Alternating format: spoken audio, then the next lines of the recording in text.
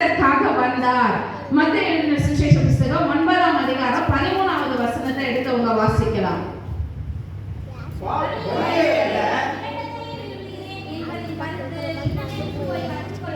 கற்றுக்கொள்ளுங்கள். நீதிமான்களை அல்ல பாவிகளையே மனம் திருப்பதற்கு அழைக்க வந்தேன். அவர் பாவிகளை ரட்சிக்கும்படி வந்தார். அதனால அவர் வந்த அந்த நோக்கத்தை அந்த இடத்துல முடிச்சிட்டார். பாருங்க, லூக்கா எழுதின சுவிசேஷ புத்தகம் 19வது அதிகாரம் 7வது வசனத்துல நீங்க பார்த்தீங்கன்னா சகேயு என்கிற ஒரு பாவியை அந்த இடத்துல ஆண்டவர் சந்திக்கிறாருங்க. அந்த வசனத்தை எடுத்தவங்க சீக்கிரமா வாசிக்கலாம். அதை கண்ட யாவரும்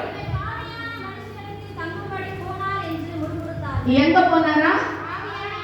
பாவியான மனுஷனிடத்துல தங்கும்படி போனார் என்று சொல்லி முறை